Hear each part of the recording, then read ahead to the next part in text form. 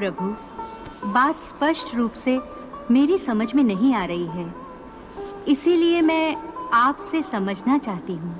देवी, ऐसा नहीं है जैसा आप समझ रही हैं। संसार में जीने के लिए हर प्राणी को कुछ न कुछ कर्म तो करना ही पड़ता है, जो उसके लिए अनिवार्य है, आवश्यक है। जैसे पेट की भूख मिटाना हर जीव के लिए अति आवश्यक है, यहां तक कि अपने पेट की आग बुझाने के लिए सन्यासी भी भिक्षा मांगकर गुजारा करता है।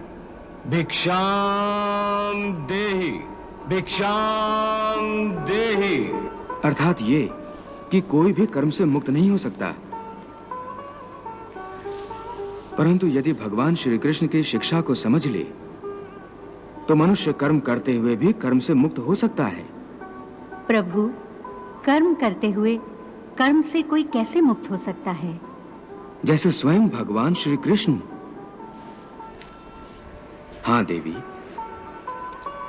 मानव अवतार में भगवान श्री कृष्ण का जीवन और आचरण समस्त मानव जाति के लिए संसार में रहते हुए सन्यासी होने का एक उत्तम उदाहरण है।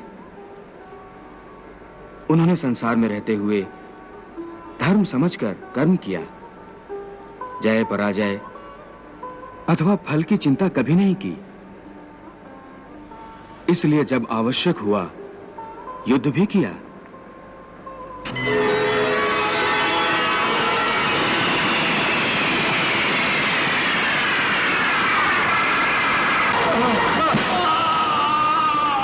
कभी हारे, कभी जीते, परंतु उनके चेहरे पर वही मुस्कान और उनके हृदय में वही शांति रही। वो चाहते तो विजयश्री की माला हर बार उनके गले में होती। उन्होंने कर्म करते हुए भी लाभ हानि या उसके परिणाम की चिंता कभी नहीं की और अपने कर्तव्य पद से कभी नहीं हटे। संसारी रिश्ते से कंस उनका मामा था, परंतु धर्म की रक्षा के लिए उन्होंने उसका संहार करने से भी मुंह नहीं मोड़ा।